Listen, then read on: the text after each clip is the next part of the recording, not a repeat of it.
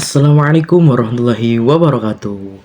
Halo teman-teman semuanya, kembali lagi bersama saya Sefa Akila Putra yang di sini saat ini akan membahas tentang pelajaran sejarah kebudayaan Islam atau yang kita kenal sebagai SKI.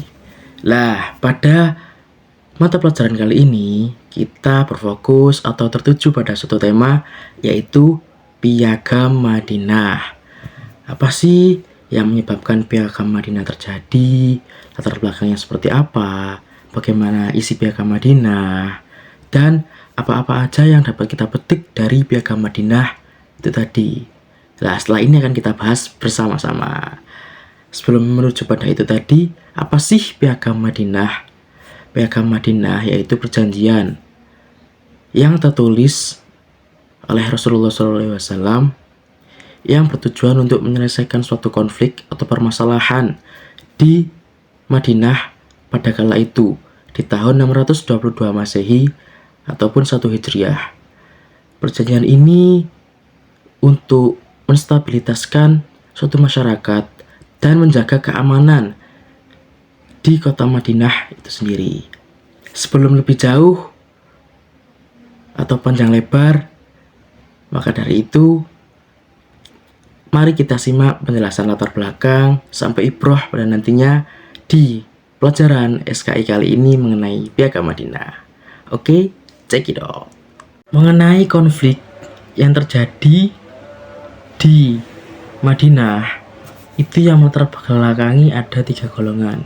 Yang pertama, yaitu dari suku Arab itu sendiri, yaitu suku Aus dan Khazraj, yang mereka sering melakukan konflik, perselisihan, dan yang mengakibatkan peperangan antara kedua belah pihak suku tersebut. Sampai pada akhirnya perang yang terakhir, yaitu perang Bu'adz, yang mengakibatkan hancur leburnya kedua belah suku tersebut, yang mereka menyadari bahwasanya peperangan ini tidak ada habisnya dan merugikan kedua suku itu tersendiri. Dan mereka masih mencari siapa yang bisa mendamaikan kedua belah pihak suku tersebut. Dan golongan yang kedua, yaitu golongan orang-orang Yahudi seperti Bani Nadir, Bani Quraisyah, yang mereka memanfaatkan kesempatan antar peperangan suku Arab itu sendiri, Aus dan Khazraj tadi, untuk memaksimalkan ekonomi dari orang-orang Yahudi itu sendiri, mengadu domba dan yang lain sebagainya, yang menguntungkan diri golongan orang Yahudi itu tadi. Dan yang ketiga, yaitu golongan kaum Muhajirin yang mau menuju Madinah tapi tidak mempunyai pembekalan yang cukup dan tidak punya rumah atau tempat tinggal di sana. Itu yang melatar belakangi kondisi sosial antar suku di Madinah itu tadi.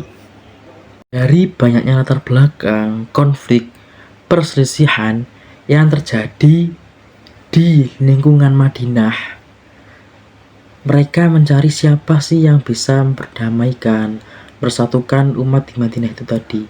Akhirnya Rasulullah muncul membawa kabar perdamaian, ketentraman untuk masyarakat Madinah itu tadi dan golongan-golongan suku-suku yang mempunyai konflik. Antara lain mempersaudarakan antara Muhajirin dan Ansor, memperbaiki hubungan antara suku Aus dan Khazraj, memberi kebebasan beragama, berpendapat kepada kaum-kaum Yahudi. Dan itu tadi yang melatar belakangi muncullah Piagam Madinah itu tadi, yang berisi tentang ketentuan-ketentuan, peraturan-peraturan politik, sosial, dan ekonomi di kehidupan masyarakat Madinah.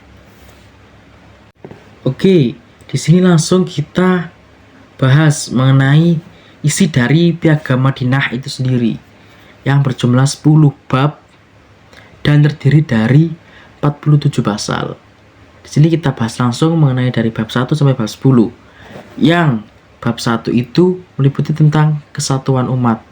Lah, dari konflik yang terjadi di sebelumnya antara Aus Khazraj dan yang lain-lain, itu perjanjian atau piagam Madinah ini harus bersatu, tidak ada yang namanya terpecah belah. Maka dari itu ada yang bab 1 ini untuk mempersatukan suku-suku dan kaum-kaum di Madinah. Yang ke bab 2 itu kebebasan beragama, yang sebelumnya kaum Yahudi mengenai dari Bani Nadir, Quraisyah dan yang sebagainya itu tadi pada di Madinah tidak diperbolehkan untuk bebas untuk mempunyai agama yang berbeda. Maka dari itu di sini di perjanjian atau piagam Madinah ini diperbolehkan. Dan di bab 3 itu ada keamanan bersama, yang nantinya ketika ada serangan dari selain kota Madinah atau dari luar kota Madinah, kita harus bersatu untuk tetap melindungi keutuhan kota Madinah itu sendiri.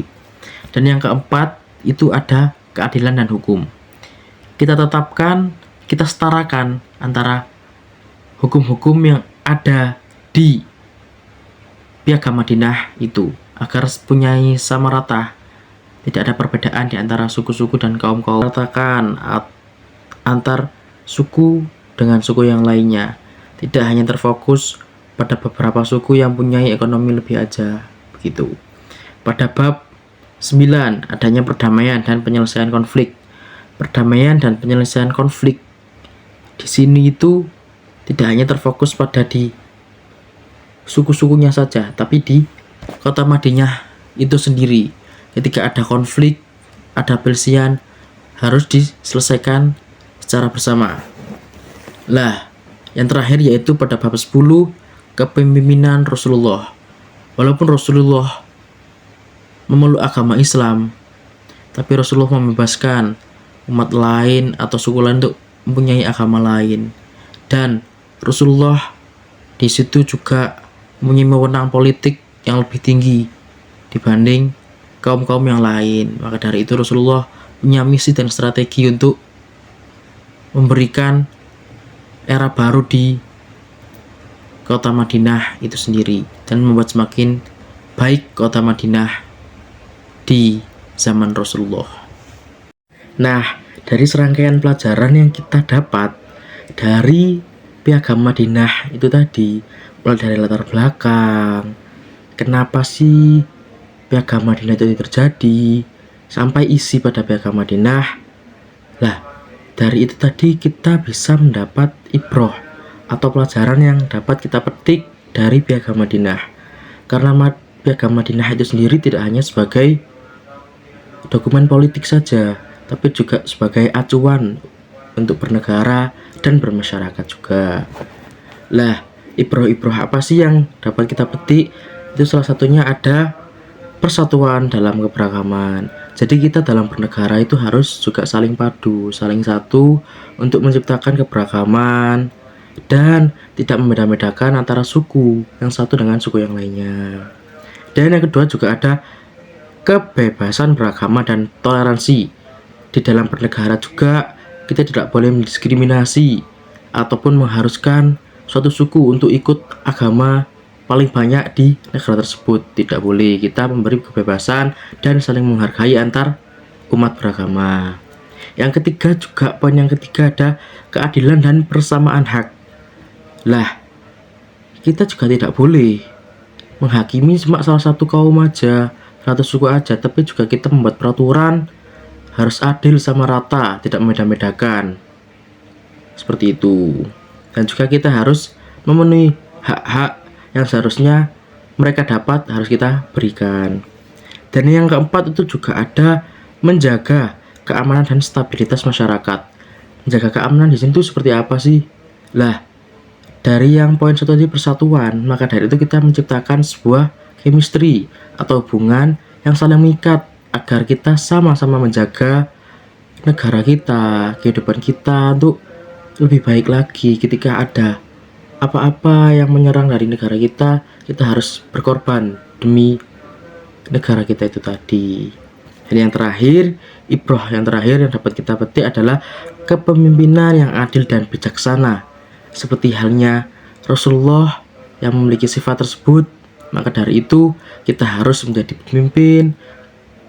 Kita menciptakan suatu negara, peraturannya harus adil dan bijaksana.